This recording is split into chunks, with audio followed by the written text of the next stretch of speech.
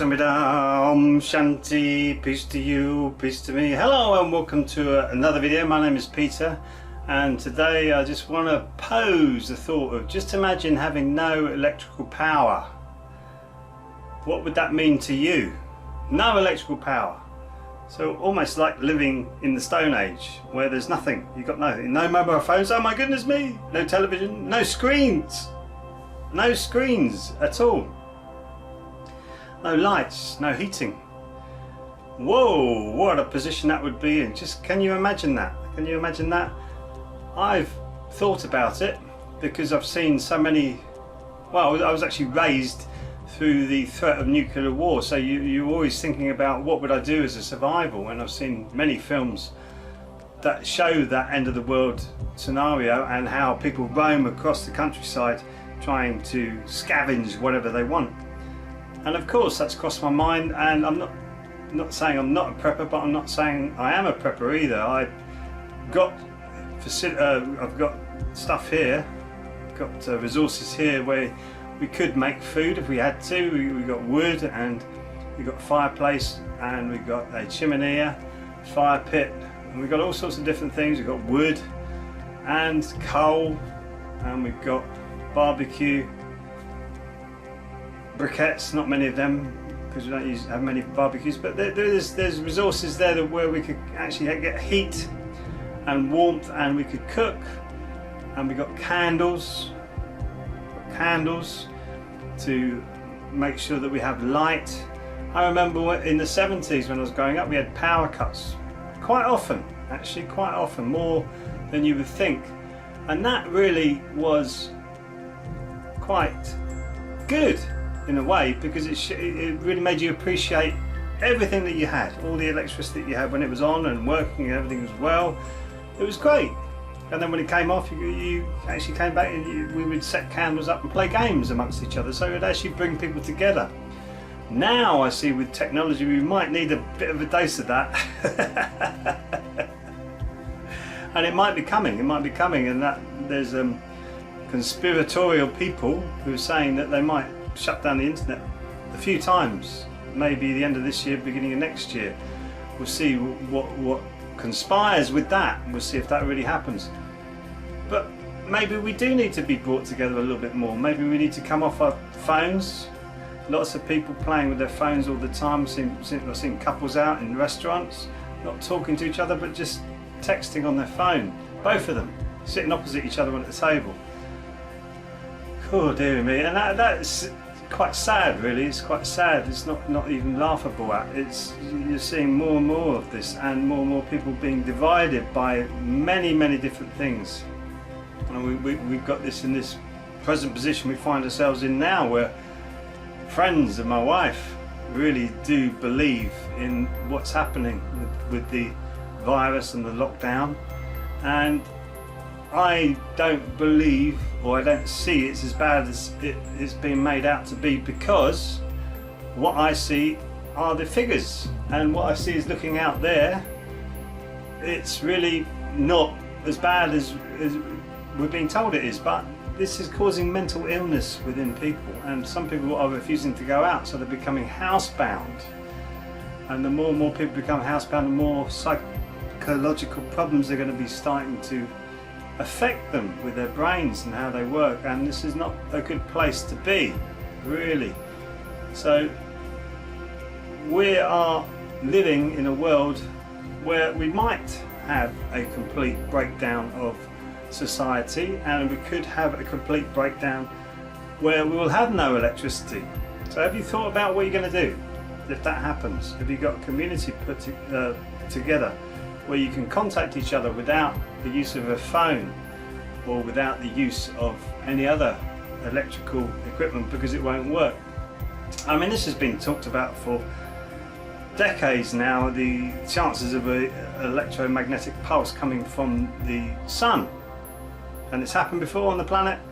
Come down, boom, it will wipe out all the circuitry on that side of the earth that it hits. And that's why I know a friend of mine, he won't get a modern car because of the computer chips in it. I don't know, it is a problem, because the mechanic that we use to service our cars, we've got quite old cars here and we're not really into getting the latest fad, we just need a car to get us from A to B. He comes along and he's saying his business is being jeopardised because of all the computer chips in the cars, and he can't keep up with the technology because it's going above him and he has to keep buying more and more equipment to keep up with the technology. So if electromagnetic pulse came, all the cars would be gone as well because the electric's in the car. Whereas if you've got an older car, an old diesel van or whatever, you can still drive that car because it's not based on electricity. You need a spark to get the engine going. I'm not a mechanic, by the way.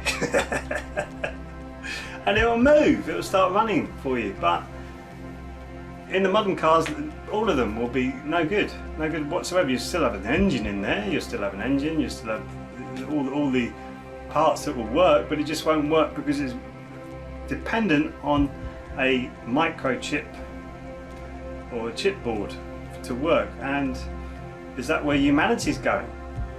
Is that where we're going when we're going to be moving towards having a microchip on us and pushing us into these positions where they will cut the electricity off? If you whole towns, they could cut electricity off if you don't obey with the ruling people.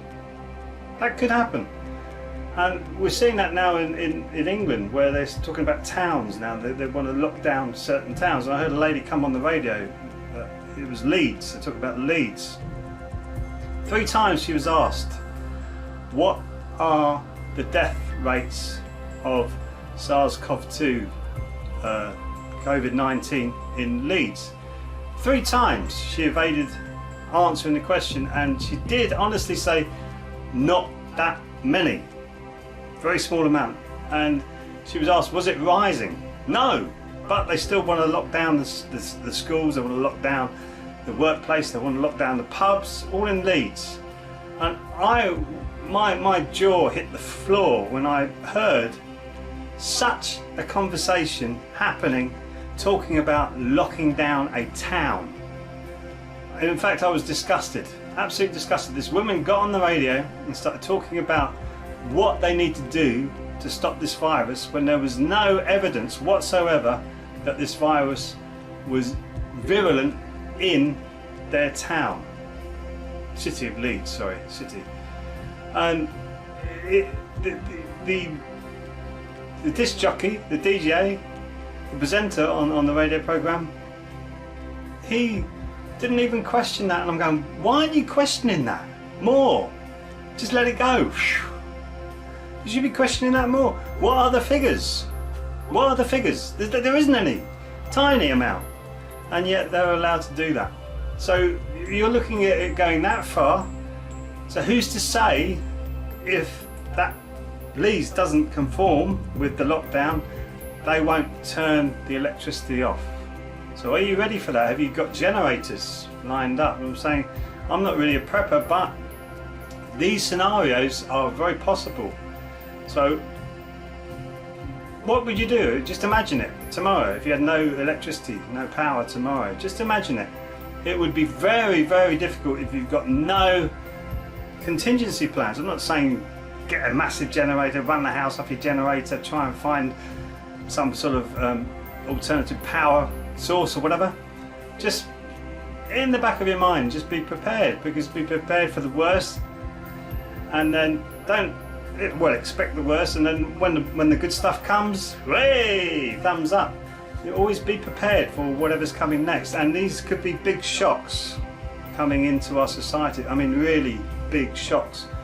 If they cut the power, that would be really a devastation to a lot of people, especially how people are addicted to screens now, and we find a lot of our entertainment through screens, either looking at our mobile phone, looking at the television, looking at films, watching box sets. We find a lot of entertainment through screens. I'm not saying screens are bad, because they can be very educational and very entertaining, but once you start to get addicted to that dopamine hit of needing it, keep going and going and going, rather than coming back into yourself and meditating and then just enjoying that for the moment that it is, and then coming on to something else, oh, it's going to be a big change for some people and it'll be shocking for others. So all I'm saying is just talk about it with your friends, your family. That just imagine if an electromagnetic pulse did hit the earth and everything went dead, all electricity went dead.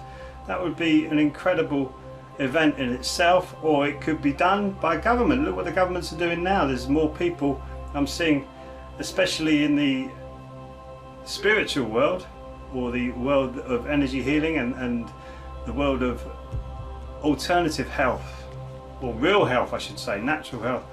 They're starting to wake up, seeing that the draconian authoritarian rules are coming in now. People are getting banned on public platforms where they're just speaking their truth. They're just saying what they see and what they feel. All that's going. So who knows how far this is going to go, and if everybody keeps their acquiescence up, this will get further and further and further down the road where they could stop the power in a certain town or city. Just think about it. But you can do this, you can turn this around, we can all turn this around, and we will, I'm sure we will. I'm sure this will get better as our consciousness rises, and it is rising. I feel it on the planet, but it's just something to bear in mind. Thanks for watching, and I'll see you in the next video. So thank you.